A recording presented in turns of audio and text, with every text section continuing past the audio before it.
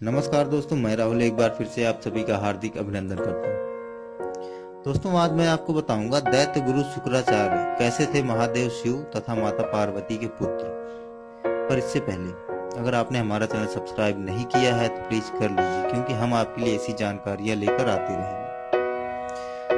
दोस्तों, कहानी कुछ इस प्रकार है। दोस्तों, दैत्यों के गुरु थे ऋषि शुक्राचार्य।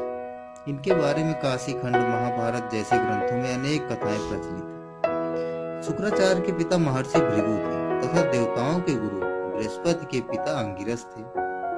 शुक्राचार्य और बृहस्पति दोनों ही बाल्यावस्था में अंगिरस से शिक्षा प्राप्त करते थे, परंतु अंगिरस पुत्र मोह के कारण शुक्राचार्य की अपेक्षा बृहस्पति को शिक्षा देने में अधिक रुचि दिखाते थे।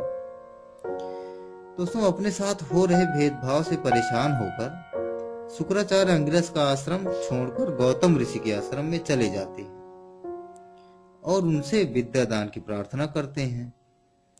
परंतु गौतम ऋषि शुक्राचार्य को समझाते हुए कहते हैं कि पुत्र, इस समस्त संसार के गुरु भगवान शिव हैं, अतः तुम्हें उनकी शरण में जाना चाहिए और उनकी आराधना करनी चाहिए। इस तरह तुम्हें समस्त विद्या और गुण स्वतः ही प्राप्त हो जाएंगे। दोस्तों, गौतम ऋषि के सुझाव को मानकर शुक्राचार्य गौतमी नदी के तट पर पहुंच जाते हैं और वहां भगवान शिव की तपस्या आरंभ कर देते हैं। दोस्तों, उन्होंने कई वर्षों तक कठोर तपस्या की, जिससे प्रसन्न होकर भगवान शिव ने उन्हें दर्शन दिए तथा सभी प्रकार की विद्याएं और उपदेश दिए और साथ में ही शुक्राचार्य को मृत संजीवनी विद्या का भी उपदेश दिया।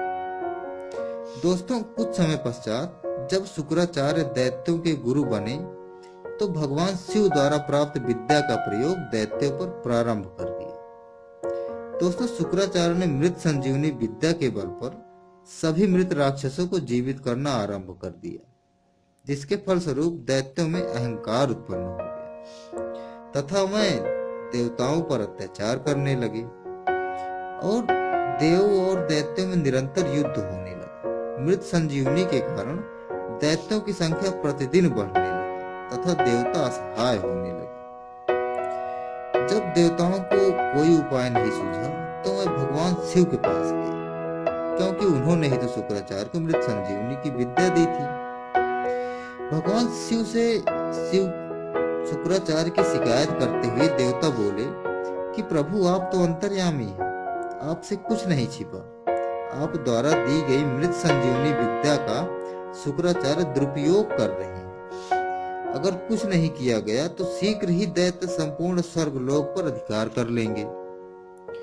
दोस्तों, भगवान शिव को शुक्राचार्य द्वारा मृत संजीवनी विद्या का दुरुपयोग करना अनुचित लगा। महादेव शिव क्रोध में आकर शुक्राचार्य को इधर उधर ढूंढने लगे। दैत्य गुरु शुक्राचार्य भगवान शिव के क्रोध से भली भांति परिचित थे, अतः उन्होंने अपने आप को बचाने की भरपूर कोशिश की, किंतु भगवान शिव से भला कोई छिप सका है आज तक। उन्होंने शुक्राचार्य को पकड़कर अपने विशाल मुंह को खोलकर उन्हें पूरा का पूरा निगल गए, पूरे शरीर सहित ही निगल गए। दोस्तों, शुक्राचार्य को भगवान शिव। दोस्तों, महादेव के शरीर में शुक्राचार्य का दम घुटने लगा। उन्होंने भगवान शिव के देह में ही उनकी प्रार्थना आरंभ कर दी, परंतु इस पर भी भगवान शिव का क्रोध शांत नहीं हुआ। भगवान शिव ने अपने शरीर के सभी छिद्र को बंद कर लिया।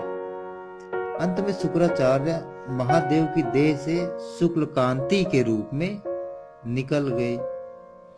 इस प्रकार से भगवान शिव तथा माता पार्वती के शुक्राचार्य पुत्र के समान हुए। परंतु भगवान शिव का क्रोध अभी भी शांत नहीं हुआ। जैसे ही उनकी दृष्टि शुक्राचार्य पर पड़ी तो उनका वध करने के लिए आगे बढ़े, परंतु माता पार्वती ने उन्हें समझाया कि अब यह हमारे पुत्र के समान है, अतः हम अपने स्वयं के पुत्र का ही वध नहीं कर सकते। पत्नी की अभ्यर्थना पर भगवान शिव ने शुक्राचार्य को और भी अधिक तेजस्वी बना दिया। अब शुक्राचार्य भय से निरापद हो गए थे, अतः उन्होंने प्रियव्रत की पुत्री ऊर्जस्वती के साथ विवाह किया उनके 4 पुत्र हुए दोस्तों।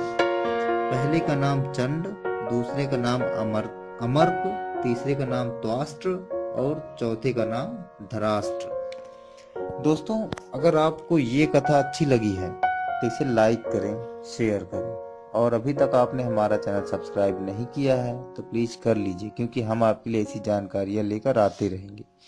दोस्तों, वीडियो देखने के लिए बहुत बहुत धन्यवाद।